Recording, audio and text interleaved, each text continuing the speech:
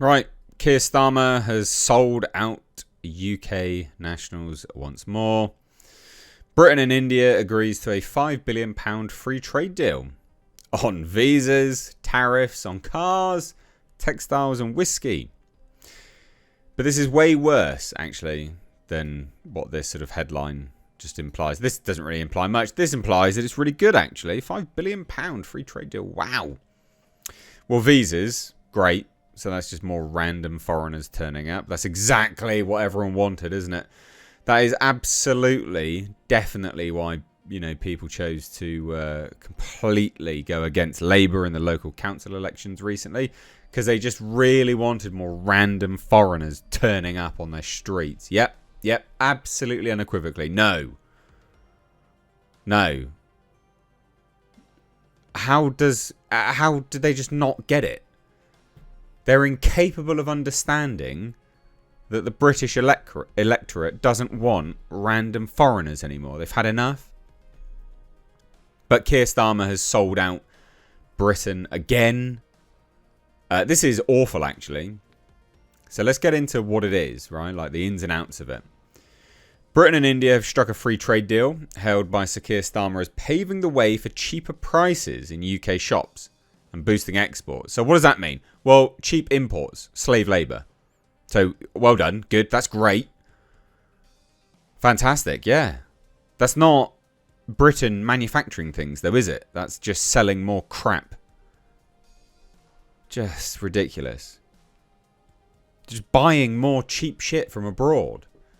The agreement, which aims to increase bilateral annual trade by £25 billion by 2040, will see Indian tariffs slashed on a range of goods, with the UK also reducing some of its import levies. So again, just crap imports. So India has been pushing for a relaxation of visa rules as part of the deal to make it easier for its companies to transfer staff to work in the UK. Now, this is interesting. This is interesting, isn't it? So just more random foreigners turning up to the UK. That's great. That's just what we wanted. The deal detailed clear and agreed routes by which these work transfers for business people and other professionals could happen between India and the UK and vice versa. Barely anyone from the UK wants to go to India, all right? It has an open defecation problem, okay? And they've destroyed all the infrastructure we left them. No one actually really wants to go to India, okay? They don't. They don't want to go to their work. They don't want to go there. But what's bad about this? A cap will be applied for some groups of workers, including chefs and musicians. I don't think we need any more chefs, thank you. There is enough Deliveroo economy to go around, it's fine. Musicians, what are you on about? The UK government said that the deal meant the UK's points-based immigration system would not be affected. So it just goes around that, great. Not that was very any good anyway. Now this is the real slap in the face. This is the real selling out of UK workers. Just anyone that lives in the UK. A double contribution convention will mean Indian workers will not pay national insurance contributions in both countries for the first 3 years of transfer to the UK. What? So Indian workers come over here, bearing in mind, they will absolutely have access to all of the benefits that national insurance pays for, but they won't be paying national insurance. Sorry, hold on a minute. Did national insurance not just go up in the UK? Am I living in a clown world here? Did national insurance not just go up for people living in the UK? It did, didn't it? Yeah, contributions from employers. Yeah, it did. Sorry, but Indians will not have to pay any? Right. Is there a ban on them using the NHS? There isn't, is there? There's not going to be a ban on them using the NHS. And we know that foreigners do use the NHS and they get away with it, even though they're not supposed to. So this is fantastic. This is great. You, the pleb in the UK, must pay national insurance for random Indian workers to come here and not pay anything. Fantastic. Great. Weren't we supposed to be moving to an AI future where low-skilled workers were going to be a thing of the past because everything would be automated. Why do we keep doing this then? All these randos that the British taxpayer has to pay for. What's going to happen when we move to AI? Their low-skilled input into the economy will just be null and void. And then we're just going to be stuck with them. We're going to pay for them. Also, by the way, after 3 years, people can get indefinite leave to remain as well. So that's bad. Yeah, the UK's Department for Business and Trade stressed that the agreement would lock in reductions on 90% of tariff lines, with 85% of these becoming fully tariff-free within a decade. What's annoying about this is that they're like, well, you know, vice versa. So UK people won't pay any, you know, national insurance when they go. No one's going to India. What are you talking about? These people are incredibly tribal. They're just going to be hiring Indians. How many British people work in India? Not exactly a lot. How many Indians work in Britain? A lot. Fuck's sake. Just been completely destroyed. Again. Whiskey and gin tariffs will be halved from 150% to 75% before reducing to 40% by year 10 of the deal. Car tariffs will fall from over 100% to 10% under a quota. Good, excellent.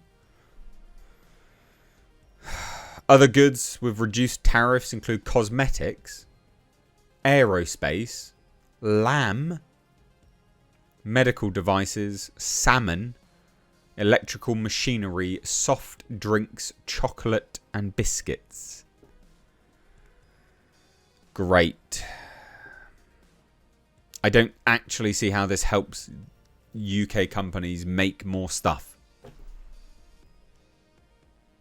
at all. The Department for Business and Trade said the reforms would initially mean cuts of more than £400 million in Indian tariffs, doubling to around £900 million after a decade. So as UK tariffs are cut, including on textiles, to zero, British shoppers could see cheaper prices and more choice on products. Oh yes, so many people want to wear Indian clothes. Great. Including on clothes, footwear, and food products, including frozen prawns. Oh, we're getting some great stuff from this, guys.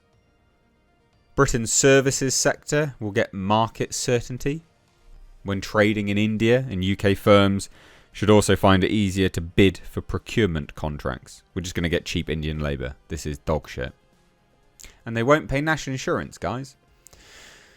So, Keir Starmer, the granny harmer, spoke to Indian Prime Minister Modi about the deal and said, today we've agreed a landmark deal with India, one of the fastest growing economies in the world, which will grow the economy and deliver for British people and businesses. It won't deliver for British people because you're not taxing them properly, you idiot. But we will pay for them, you idiot. Also, just to throw it out there, there's probably going to be an India and Pakistan war soon. So importing more individuals that hate each other is probably not a good idea. So Mr. Modi stressed these landmark agreements will further deepen our comprehensive strategic partnership and catalyse trade, investment, growth, job creation and innovation in both our economies. No, this will just benefit India and Indians. Guaranteed. Bet you anything. This is dumb. Hate it. Anyway, there you go. Keir Starmer has sold us out again. Absolutely unequivocally again. And just to repeat, Indians will come here and not pay national insurance. But we have had a national insurance hike on businesses. It's morally unjust. It is unfair.